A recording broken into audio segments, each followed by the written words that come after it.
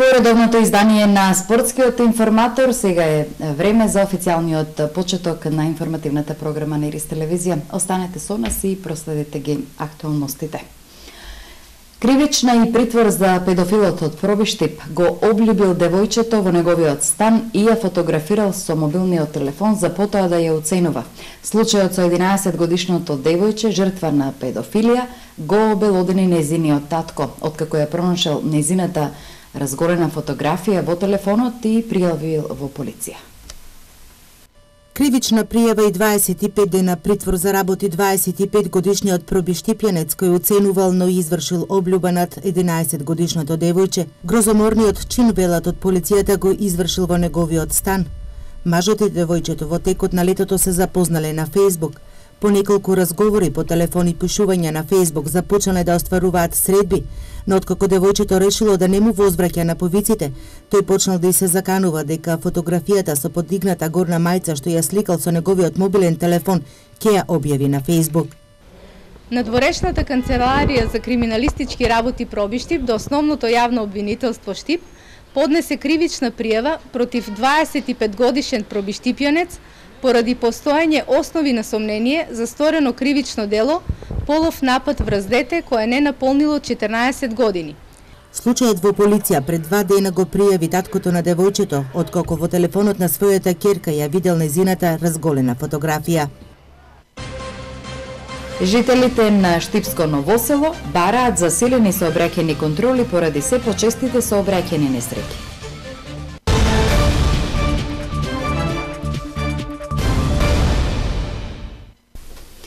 Во првите 2 часа, откако почна редовната имунизација против грип, во Штип се вакцинирале над 200 лица, а има вакцини за 1100 пациенти. Во Радовиш 450 вакцини, а во Пробиштип 150, додека за останатите градови од источниот регион дополнителни 2400 вакцини.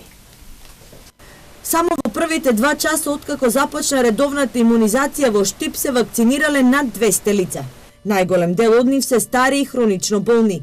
Велат, со вакцините полесно се справуваат со вирусот. Колку година ли? 10 години. 10 години? Да. И како се чувствувате, како го минете зимото? Па добро. Подобро се вакцинираме, иначе се осетливи зимно време повеќе, така на кашици и грип. Сега за разлика од тоа малку се подобро. Секоја година се вакцинира. И се заболувате ли од грип? Па може да се заболеш, ама наца тоа не е тешко како без вакцината што е. Оваа есен во Штип ќе може да се вакцинираат 1100 лица, во Радовиш 450, а во Пробиштип 150. Додека за останатите градови од источниот регион набавени се дополнителни 2400 вакцини. И годинава цената на вакцината е непроменета, односно 400 денари. Докторите апелираат, вакцина треба да примат сите, кои работат во институции каде има голема фреквенција на луѓе, а посебно бремените жени. Стои за бремените жени дека може да се вакцинираат во второ и трето тромесечие од бременост, иако на препораката во вакцината стои дека нема несакани ефекти и во првото тромесечие. Меѓутоа, сепак, тука би требало да бидат вклучени и гинеколозите, значи со едно консултирање на она што е пишано на препораката од вакцината, нема контраиндицирање за вакцина кај бремени жени, мали деца, исто така од 6 месеци нагоре може да се вакцинираат. Минатата година грипот го покоси источниот дел од државата. Само во Штип беа заболени над 200 пациенти, а се потрошија над 4500 вакцини.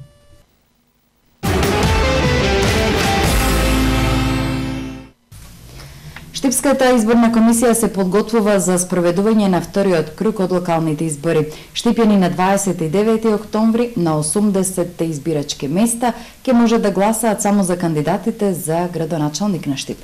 Државната изборна комисија треба дополнително да информира кога ќе гласаат болните и изнемоштените лица. Нема пристигнато приговори од политичките партии и представниците на независните советнички листи кои учествуваа во првиот круг на локалните избори, истакна на денешната пресконференција претседателката Сенка Андреева. Таа забележува дека членовите на Општинската изборна комисија веќе работат на подготовки за одржување на вториот изборен круг. Прашана дали повторно ќе бидат потребни апликации за болните изнемоштени лица или ќе важат старите за 88 болни изнемоштени лица, Андреева вели дека ќе ги чекаат насоките од Државната изборна комисија. Според инструкција од Државна изборна комисија, кој јас пратив со помош на Општинска изборна, за да добиеме детални информации кога, што, како ќе имаме уврска со болни и немокни, наполно ќе во сабота истекува дедлайн, што велиме ние крајниот рок. Но, ако каже дека да важат оние поднесените и бидете отворени за нови, тогаш ќе направиме повторен прес, ќе кажеме пред медиумите, мислам во медиуми пред народот, дека можат да аплицираат и оние кои што закаснија минатиот пат. На 29 октомври 42.083 гласачи на 80 избирачки места ќе можат да го остварат своето право на глас за избор на градоначалник на општина Штип. Во вториот круг ќе има само едно гласачко ливче за кандидатите за градоначалници. Продолжуваат пресконференциите на кандидатите за градоначалник на Штип. Дополнителни бесплатни услуги за пензионерите за користење на благодетите на Бања Кежовица, вети кандидатот за градоначалник на општина Штип од ВМРО ДПМН Илчо Захариев. Во изминатиот период локалната самоуправа во Штип реализираше успешно околу 450 проекти. Еден од поуспешните проекти е проектот за Бања Кежовица. Кандидатот за градоначалник за општина Штип од ВМРО ДПМН Илчо Захариев најави дека во иднина пензионерите ќе имаат дополнително бесплатна бања и патување до бањата. Еден од добрите проекти што го завршивме е реконструкцијата на бањата Кежовица, на сместувачките капацитети, на машкиот дел од бањата на Тушевите. Лековитите води на Кежовица се познати со децении. Тоа се една од најлековитите води во Европа.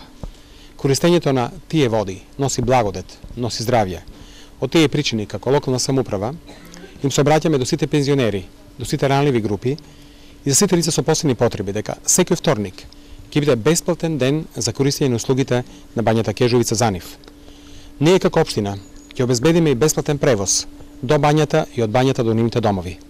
Соработката останува со јавното предпријатие ИСАР, а општината ќе субвенционира средства за пензионерите да можат да ги користат благодетите на бањата. Општината ќе ни субвенционира на нас како јавно предпријатие, ќе ги покрива сите трошоци за пензионерите за да можат да ги користат овие услуги. Исто така ќе биде и бесплатен превозот од градот до самата бања. Ово го правиме се со цел да ја промовираме нашата бања како туристичко место. Пензионерите задоволни од бањата Кежовица, водата е лековита и сакаат да одат на бања. Сега сум пензионер и сум задоволна од нашата бања, бидејќи сега во последните години е опремена и имаме услови и терапија да си правиме ние, бидејќи годините возрастани е таа. Бањата не е многу убава на нас и терапија, долу терапите јас сум правила пуно, од секаде има. Планот е Бања Кежовица во наредниот период да добие дополнителни сместувачки капацитети. Дисперзирано одделение на општина Штип, реконструкција на тротоари, улично осветлување, изградба на детска градинка, поголема сообраќајна безбедност. Ова се дел од проектите кои денес кандидатот за градоначалник од СДСМ Благој Бочварски ги вети за населбата Сењак. Со новите проекти кои допрва ќе се реализираат во штипската населба Сењак, оваа населба ќе добие поголема тежина, а истовремено ќе се растерети и централното градско подрачје, рече кандидатот за градоначалник од СДСМ Благој Бочварски на денешната пресконференција.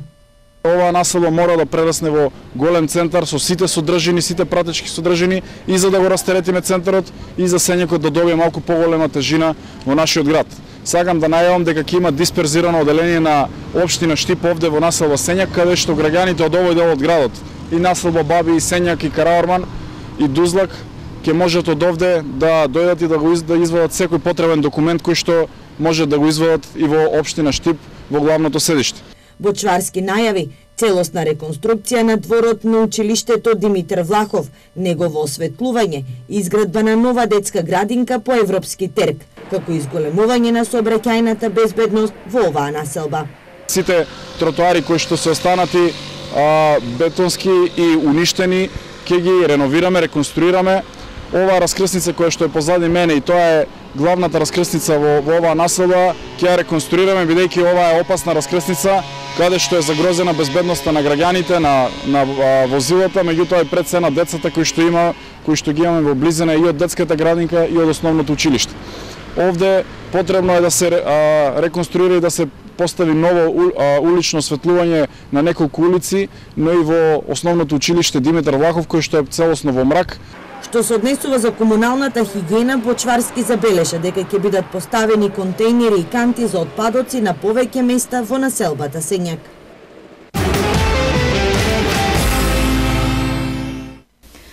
Во продолжение бележиме реакција на жителите од Штипско Ново село, поточно од улицата Димитар Влахов. Тие се загрижени за својата безбедност, откако сообраќајните незгоди таму зачестија. Бараат почести контроли од страна на полицијата за поголема безбедност на оваа сообраќајница. Реагираат и на тоа дека тешки товарни возила го користат овој пат наместо обиколницата кај Три чешми, иако е забрането таму за камиони над 10 тони носивост. Скрчена заштитна ограда од корнати бетонски столпчиња на паркинг. Ова е страотно сведоштво за оно што останало по сообраќајните незгоди на улицата Димитар Влахов во Штипско Ново село. Регионален пат или само улица во урбана населба, каде според она што се случува, го евидентира и полицијата, не се почитува сообраќајната сигнализација и брзо се вози. Граѓаните и досега реагираа, но апелите не стигнаа до вистинското место. Ниту предлозите за поставување на лежички полицајци не помогнаа. Таа е најфреквентна улица тука. А тешки теретни возила не треба да се движат. И да се направи, например, нешто, или знаци да се постават, или лежички полицајци, или се да се избега најголемата катастрофа. Тука е више, ево некни на Богројца се деси тоа, што го скршија Браннико. Сега, како е скршен, дали бил напијан или не бил напијан, не е битно тоа. Безбедни ли сме вие како граѓани, деца? Да, не сме безбедни. Како безбедни? По мене тук ке ме сгазаја кај нас на премину таму. За да преминем ке ме сгазаја. Вози се катастрофа, ние гледаме стално тука. Вози се со 80, со 90, со 100. А има пешачки премен. Не го почитуват. И ние сме виновни како пешаци. Али возачите најповише. Полицијата потхитно треба да стане тука е полицаец секој ден кај Јаворо, плата да не му дадат, од тука искара пари. Тоа се возе преку 100. Ние сме стари човеци, деца, никој не ни дава предност да мине на пешачко премин, што треба да минеме. Се така одеме на сила. Страшно, ризично? Ризично нема каде, поризично здравие. Увек имаше на 2-3 дена тука патрола, кој ги снимаше уште од кај гробишата, со каква брзина се движат возилата. Сега нема ништо и они се слободни возачите што сакат прават. Полицијата најавува зачестени контроли на овој дел од градот. Во населено место дозволената брзина на управување на возилата е 50 км на час, но брзите возачи се ловат на излезот од градот или од спротива пред самиот влез во населбата од патот што води од Радовиш кон Штип. Последната акцијска контрола на полицијата откри на 200 брзи возачи.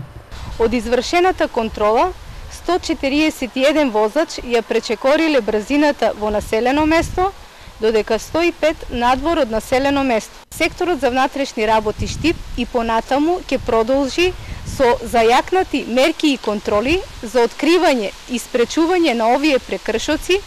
Од општина Штип за подобрување на безбедноста во сообраќајот на оваа улица досега не излегува со конкретно решение. Првично, овде не можеа да се постават пешички премини, ниту лежички полицајци поради регионалниот карактер на оваа фреквентна делница.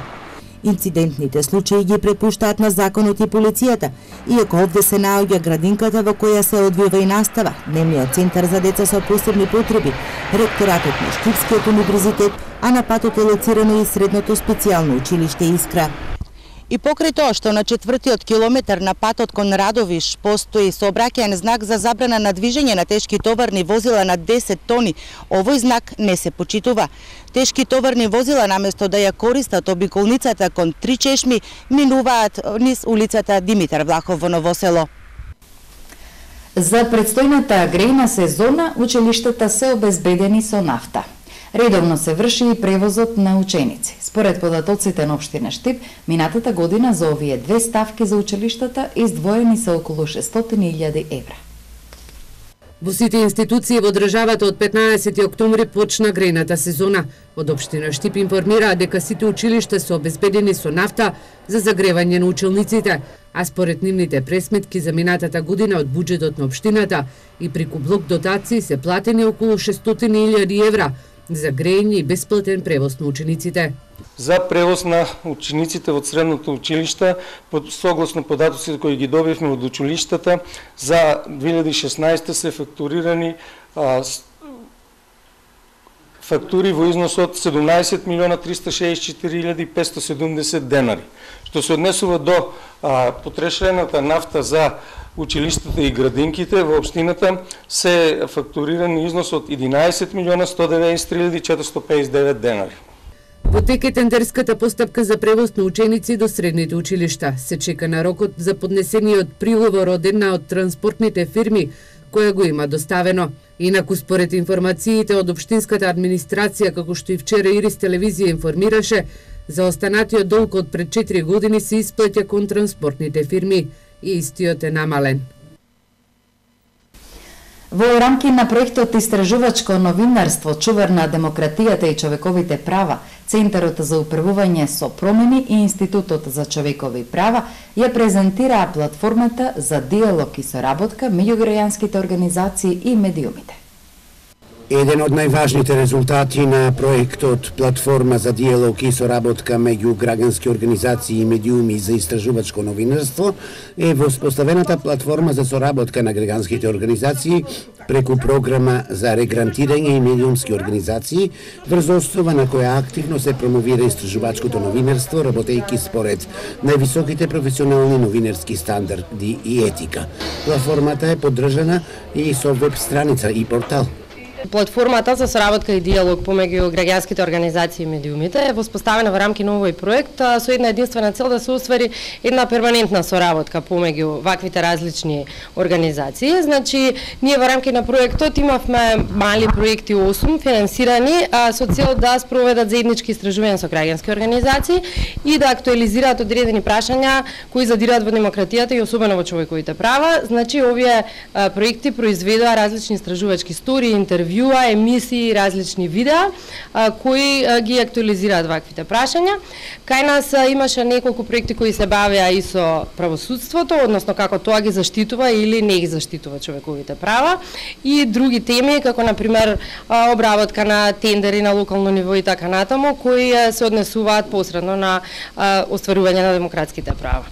Уникатноста на платформата е во тоа што граѓанските организации и медиумите меѓусебно соработуваат на истражувачки истории во интерес на унапредување на демократијата и заштита на човековите права.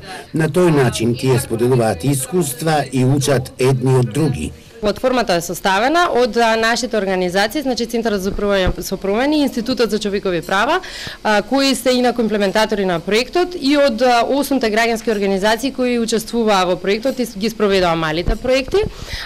Тие сите соработуваа заедно, бидејќи различните начини на истражување од една страна на новинарите и од друга страна на граѓанските организации придонесоа за исцрпни истражувања кои денес се пренесени на повеќе медиуми, при тоа беа за нив изработени и различни видеа кои понатаму ги актуализира. Значи, придобивките од платформата се денес дека граѓанските организации дадоа поисцрпни истражувања, дадоа повеќе податоци кои новинарите потоа ги искористија за да може да ги прикажат овие истории и проблеми до јавноста. Во рамки на наставот беа презентирани и дел од малите проекти поддржани од проектот Истражувачко новинарство, чувар на демократијата и човековите права, кои резултираат со повеќе истражувачки истории поврзани со демократијата и човековите права.